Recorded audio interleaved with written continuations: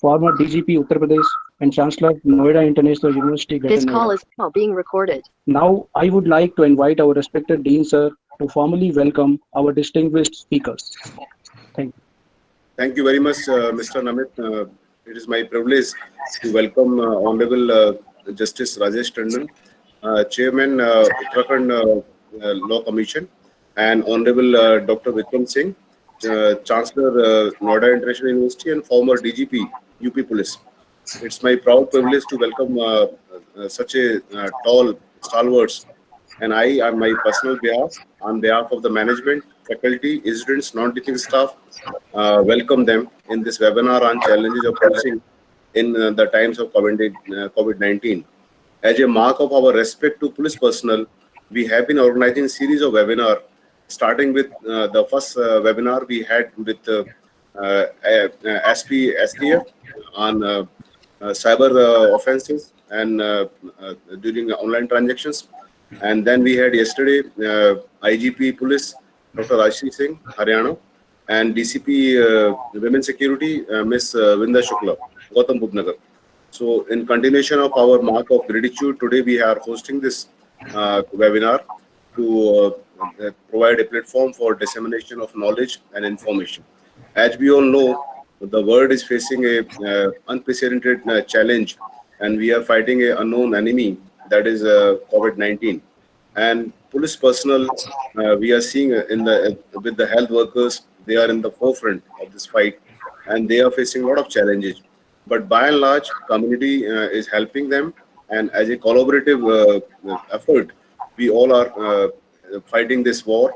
But there have been some stray incidences where police personnel have been treated badly, and some people have even decided to violence against them. This is very reprehensible, and this is not good, because rule of law and order in the society is has to be maintained at all cost. And we all are so happy to see that India has been maintaining its fight against COVID-19 in a very great spirit. And so far, the law enforcement agency have ensured that we, the people of India, are safe from this deadly virus to a great extent. If we see situation in the USA, the mightiest nation on the earth, and if we see situation in Europe, China, or Middle East countries, things are worse. So credit must be given to our health workers and law enforcement agencies. So we salute the gallant effort of our police personnel, and we request all of us that we should make people aware that we should help law enforcement agency in this task, so that we all come out of this tragedy as a strong nation, as a strong society. So I welcome Honorable Justice Rajesh Tandon, sir.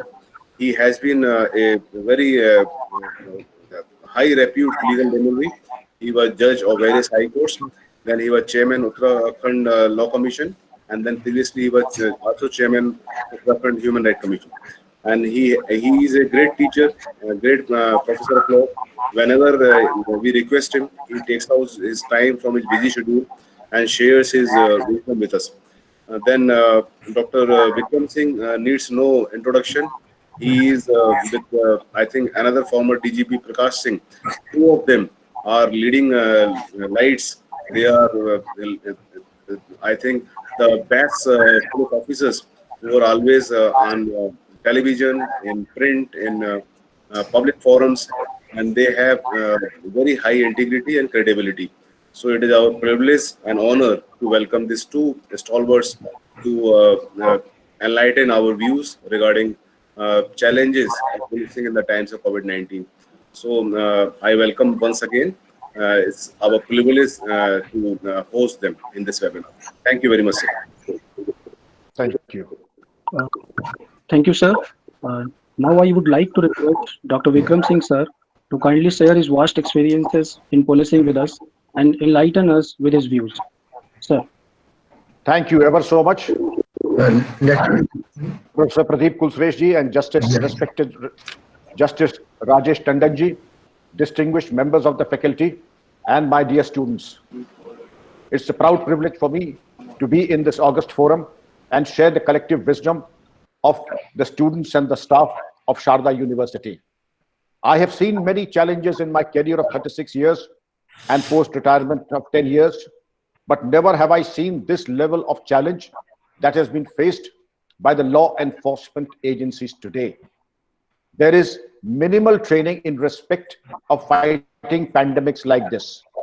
Corona-19 has sprung and thrown challenges, the like of which at least I did not see. One heard of the bubonic plague and also the cholera epidemic, but that is almost 100 years ago. These challenges, the imposition of lockdown and curfews, perhaps only Kashmir has the experience of prolonged lockdown, but when I see policemen and women, their families running the extra mile, I would not say running the extra mile, but running the extra marathon to serve the nation and the people, I get goosebumps, and I salute each and every person in the law enforcement agencies. And no wonder the Prime Minister in his Mann Ki Baat has said that they are Corona warriors and they need to be respected. Now, having said that, when I see that constables on duty, police women on duty, abandoning their families, ensuring social distancing, and every constable I have seen and I met has not a single constable complained of the long and arduous hours, 16 to 18 hours a day, no respite in the heat and the duties, but not a word of complaint. I salute them and I salute their valor. I also salute their magnanimity, that even those who are not the constables, the head constables, sub-inspectors, they have contributed, and UP Police alone has contributed rupees 20 crores to the cause of the Chief Minister's Relief Fund. I have known hundreds and hundreds of cases of constables and head constables who cook meals for 5 persons every day.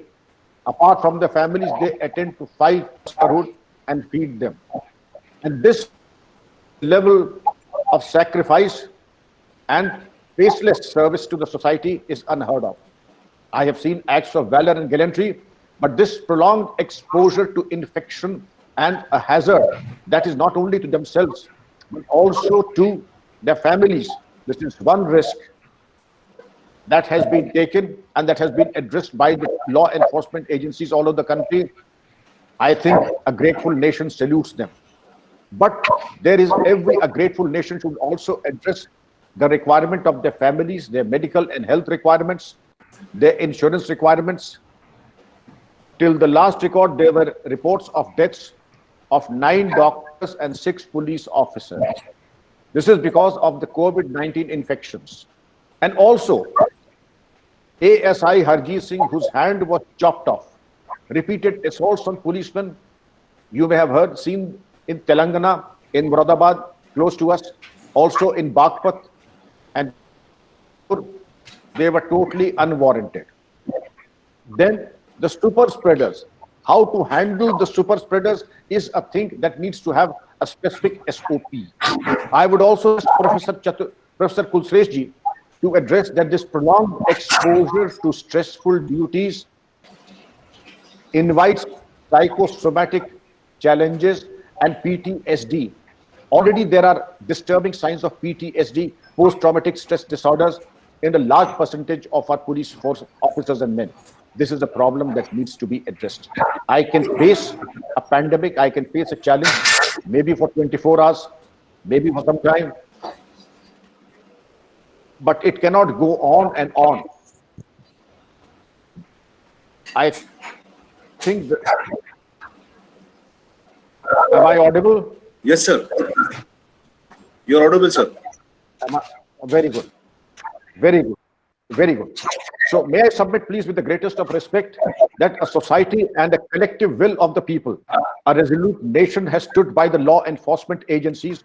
And I feel that short duration courses, short level of respite, staggering of duties, duty rosters, and address also, because it is not just the police officers and men and women that have to be addressed, their families have to, because they are the shock absorbers and they are the people who need to be addressed, and they also are a part of the larger scheme of things, that if a society has to give a befitting response, then the families have a role role to play.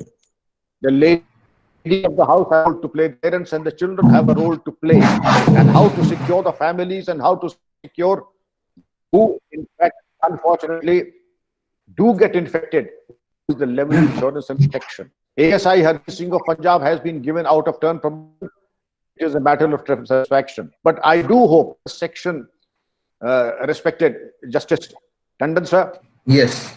and Professor Pradeep ji, that there should be a medal that needs to be instituted, that it should be known as COVID-19 Kathin Seva Padak, something like that, that you have a Kathin Seva Padak. There could be something akin to that. Extra allowance, extra care, extra medication, that could be a possibility. There are certain things, and I would say that do's and don'ts. There have also been a deviant behavior on part of the law enforcement. There has been excessive use of force, but that is more by way of exception. Now, when I hear from you, I would also try to address your questions. Thank you very much for being so patient. Thank you, sir, for your sharing your experiences with us. Thank you very much. Now, I would like to invite our distinguished speaker, Honorable Justice Rajesh Tandon, to share his experiences and his views with the gathering. Sir. Yes. I am thankful to the Sharda University for organizing the digital seminar on the challenges of policing in times of COVID-19. At the same time, my namaskar to Professor Pradeep Kulshrestha, Dean Faculty of the School of Law, Dr. Vikram Singh, who has just spoken, and the Chancellor of NOIDA International University.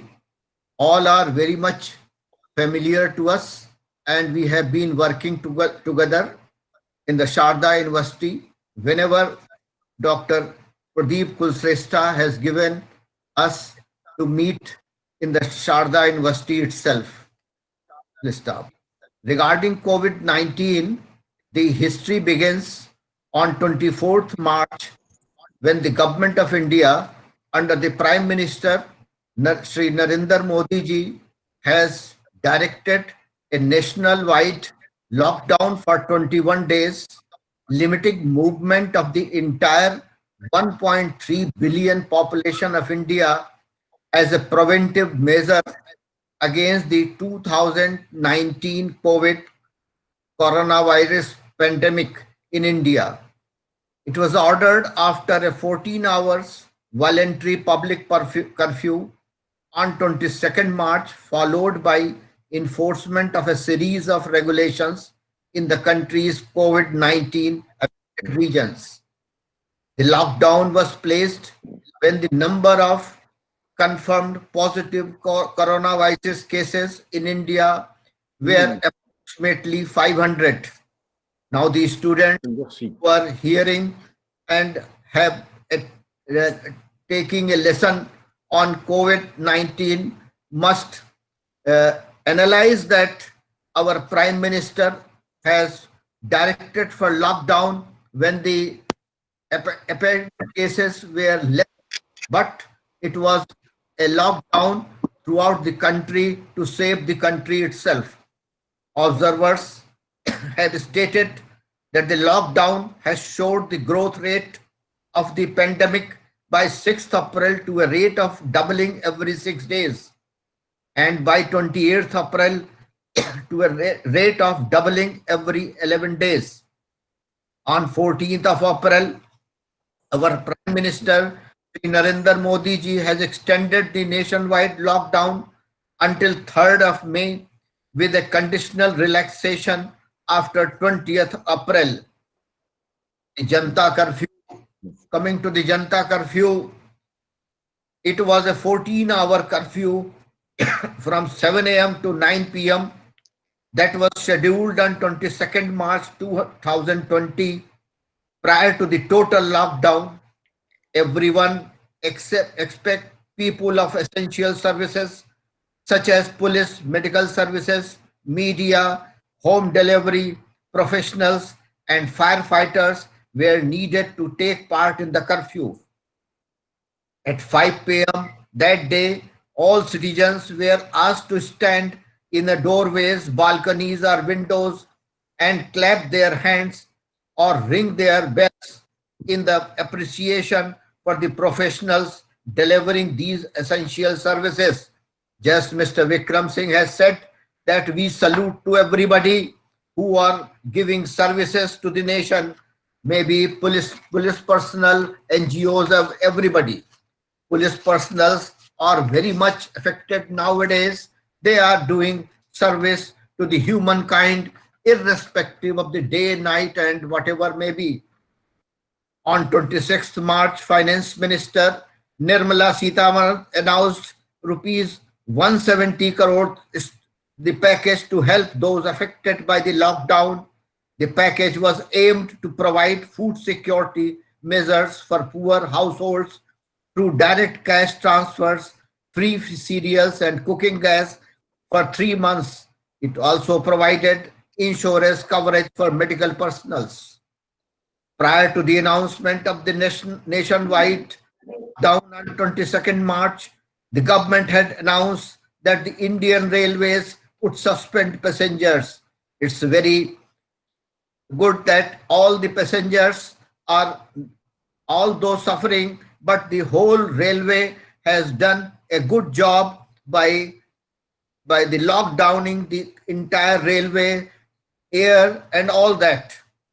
The national rail operator also announced plans to convert coaches into isolation wards for patients of COVID-19. This has been described as the first time in 167 years that India's rail network. On 5th of April, citizens all over India cheered and showed solidarity with the health workers, police and all those fighting the disease by switching off the electric lights at home from 9 a.m. to 9 p.m. for 9 minutes and lighting the diya candle and flashing tonight and mobile flashlights. This shows the solidarity of the all the Indians of our country.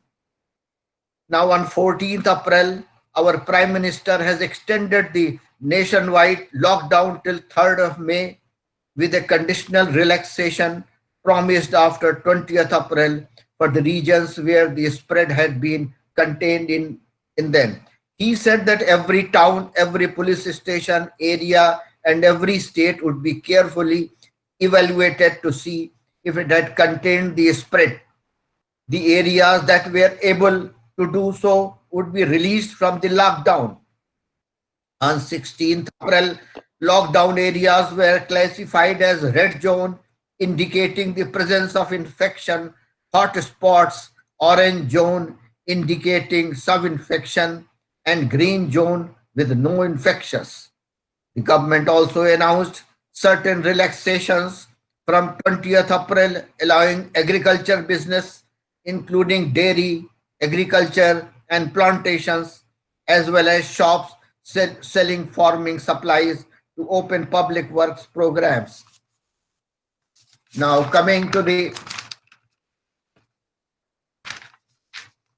cargo transportation vehicles, including trucks, trains, and planes, the banks and the government centers are giving their privileges to the public at large. The bank employees are coming on their duties.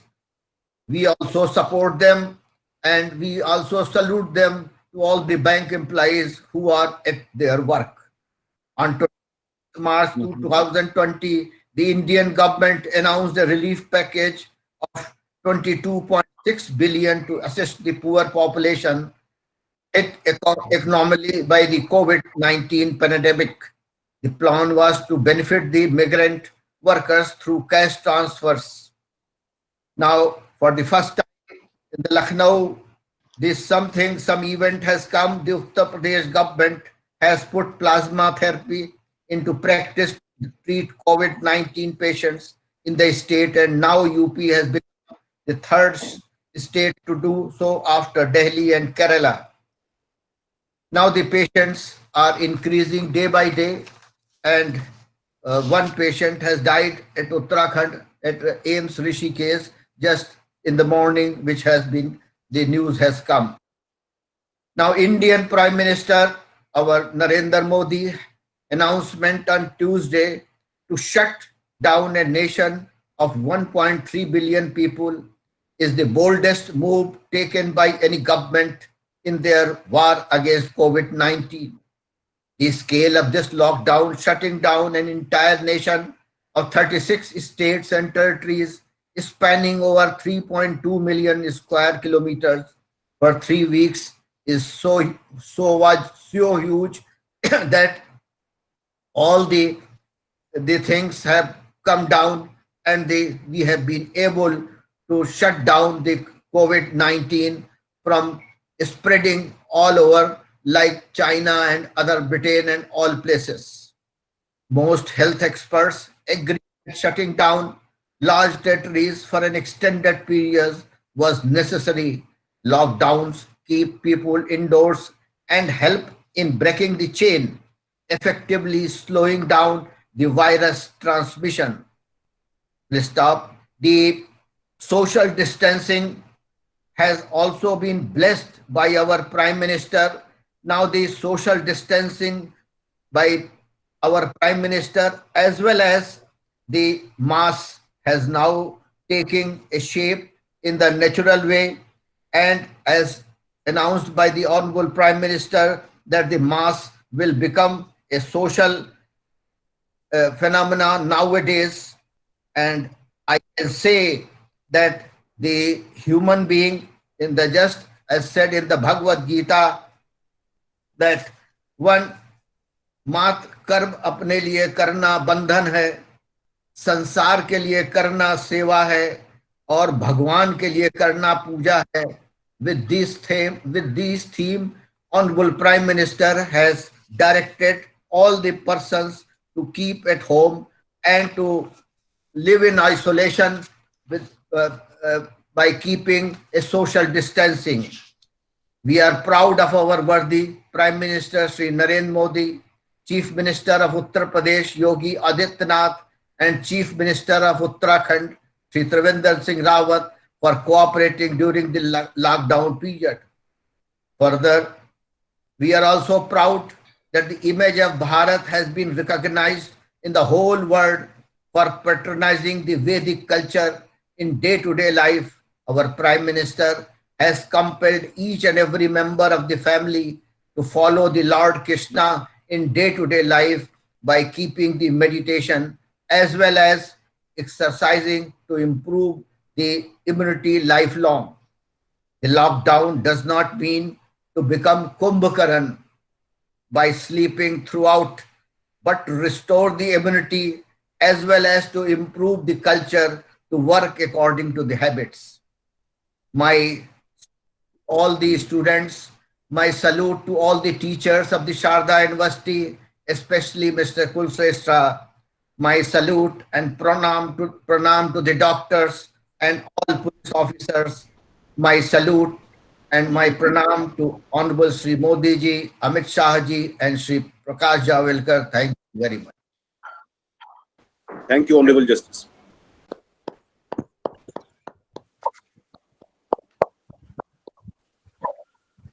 Thank you, sir, for summarizing the measures taken by the government to fight the novel coronavirus and shedding light on the measures, precautions, etc. to be taken by us. Now the session is open for the question and answer. If someone has any question, they may ask directly or they may write in the text also. The question must be relevant to the topic. Thank you.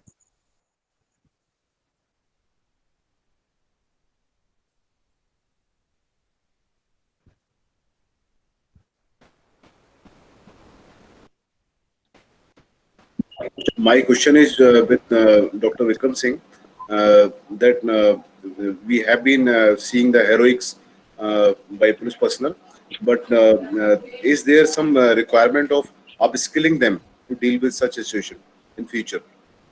That's a wonderful question, and already there is a measure to train and impart soft skills to our officers and men. The BP R&D has already started on the program what is soft skill and how best, because the policemen are not known to be strong as far as soft skills are concerned. And you will be happy to know that it has borne results. I will give you one or two examples. In Lucknow, a very super senior citizen is out and he faints because of low blood sugar. Inspector Hazratganj, Inspector Singh goes and finds out. He says, if you can give me a sweet. Now, where to get the sweet from in the area of lockdown and curfew? So he gets sweets from his own home, feeds him, and when he revives citizen, takes the grateful citizen back home, and this is one skill. It is not, I could give you hundreds of examples. Those who are abundant, the elderly, super senior, staying at home, celebrating their birthdays. In case of unfortunate deaths, wherever it has happened, organizing the funerals, getting the people together. These are the skills for which the police are not trained. But as you very rightly said, extraordinary and emergency situations call for emergency measures. And this is one thing that our policemen and women have not failed the nation and failed the people for whom they are meant to serve. Thank you very much, sir. Honorable Justice, may I ask one question from you? There have been two voices coming from some schools of thought. One voice is saying that yes, we have to lock down people to save society from this COVID-19. And other school like Elon Musk has given a statement yesterday that this is fastest measure to lock down people in their home and curtail their basic freedoms. So I will request your views on this. Thank you, sir. It's a very good question, but at the same time, the freedom is achieved when the coronavirus of COVID-19 will go away from our country. We are suffering because of the fact that we are not suffering because of the fact that we have locked down at the initial stage, and we are at home, and some sacrifices have to be done, and some freedom has to be curtailed. Even under Article 14, 19 also, it has been said that the freedom may not be a freedom of that type, that if people are suffering, and we should also take measures to curtail that freedom. This is just a curtailing the freedom at home and curtailing the freedom to live for others also. Let the others live. Everybody knows that if the people will survive, and then it will be a good freedom.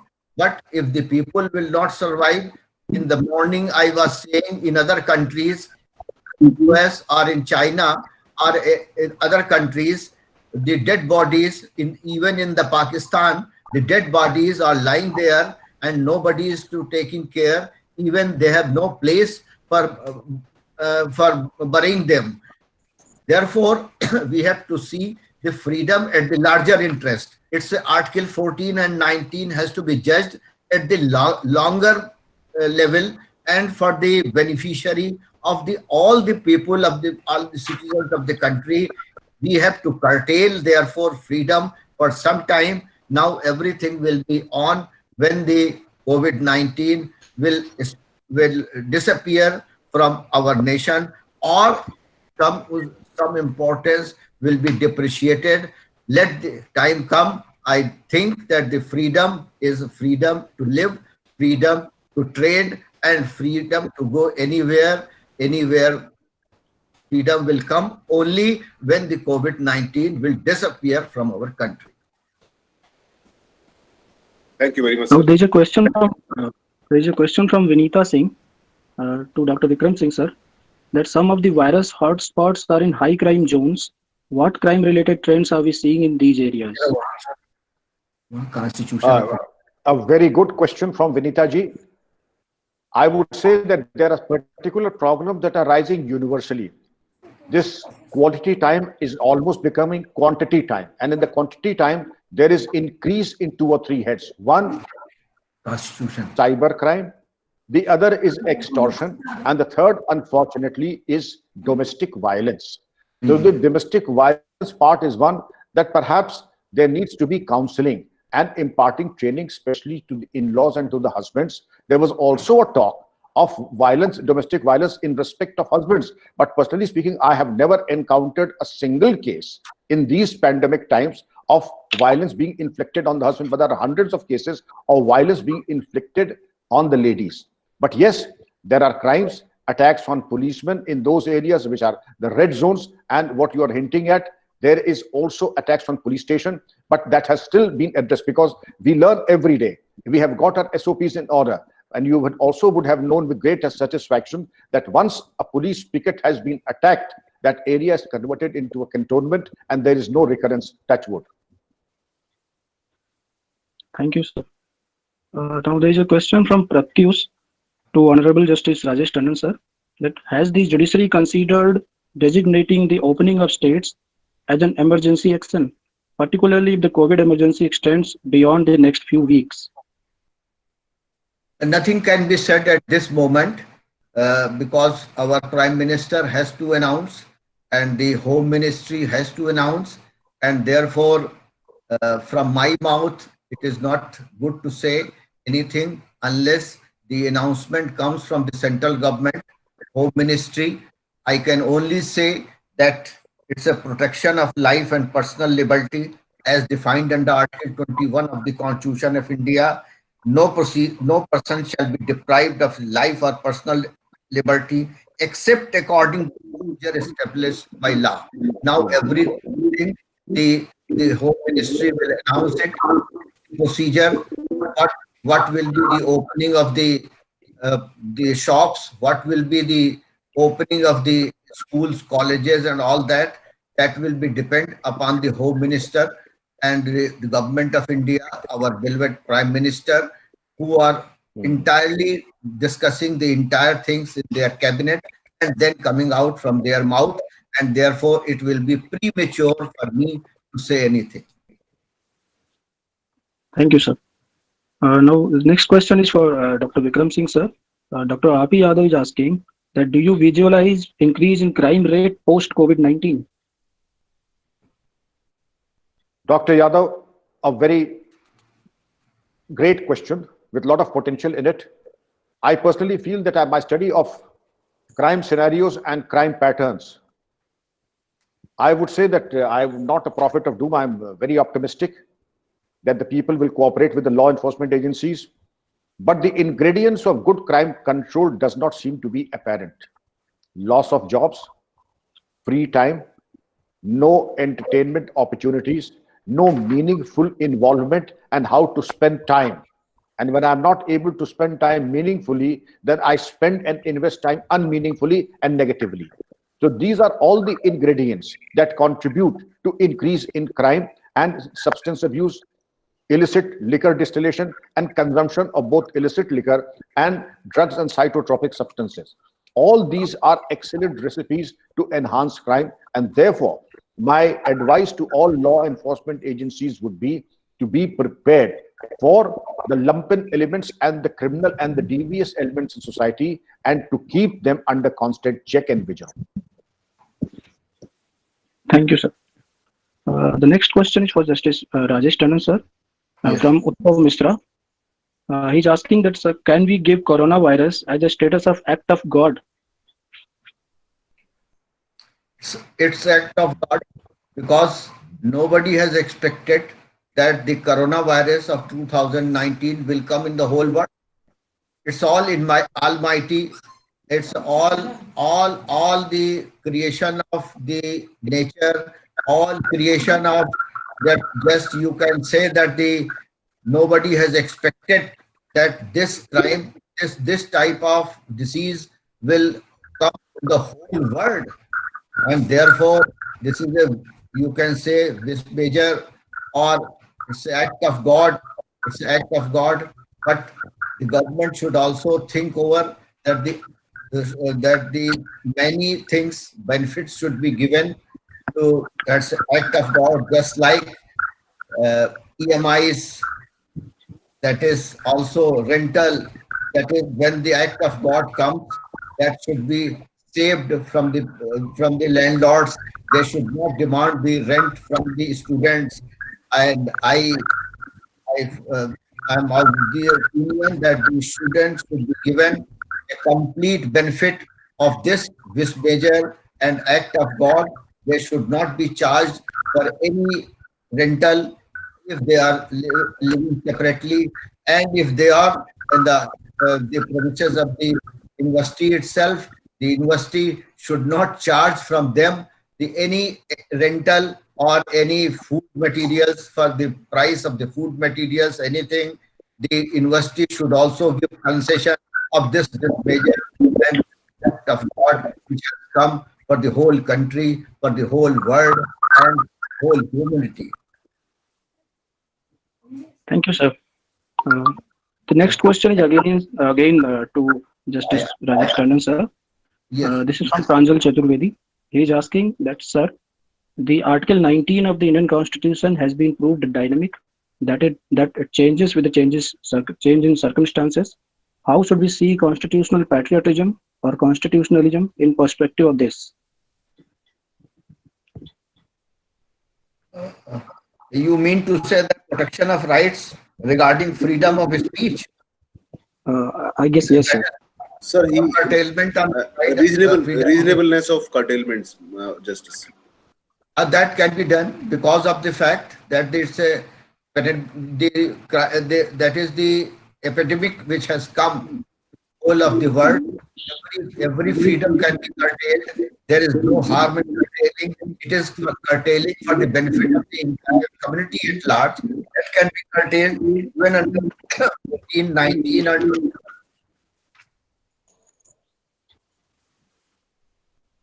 Article 4 says, equality before the law, state shall not deny to any person equality before the law. There is no denial of the fact, but the restrictions are there that can always be placed, and that restriction is for the whole of the community at large.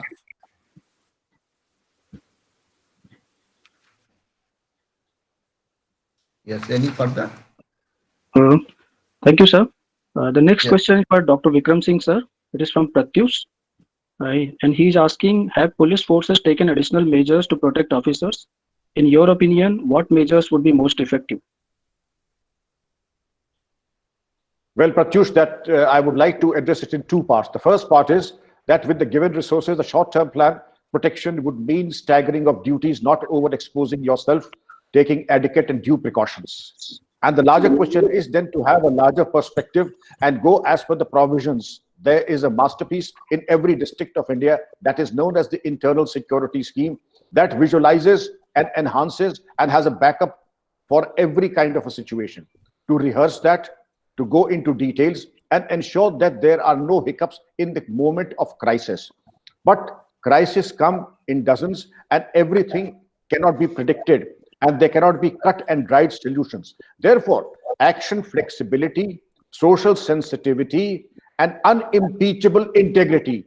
These are the three bywords, and I would say my advice is, and as Justice Rajesh Tandon has very learnedly mentioned, and I would like to quote the Bhagavad Gita also, Yan Nisha Sarva Bhutanam Tasyam Jagrita Sanyami. When the world sleeps, the yogi keeps awake, meaning thereby you should be mentally and spiritually alert to any distraction. It is a calm mind, it is a Chit Pragya mind, it is a peaceful mind that can anticipate the challenges, that can anticipate the threats, and then give out cogent, logical, and cool solutions to any problem. Therefore, the foresight, to be forewarned is to be forearmed. Therefore, to be forewarned, advanced intelligence, advanced planning, have a backup resources. That is my advice to every police force in the country. Thank you, sir. The next question is again to Dr. Vikram. This is from Pranjal Chaturvedi.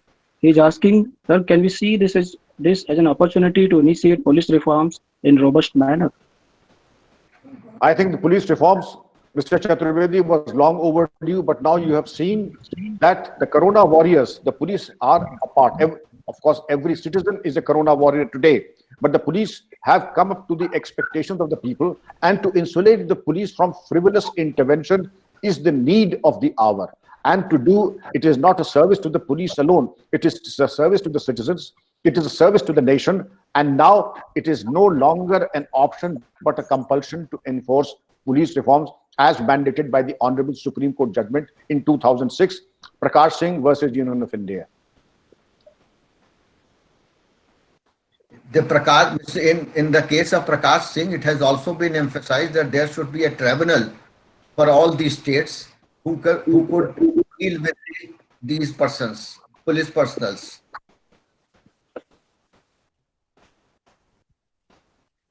Okay, sir. Thank you. Now question answer session closes.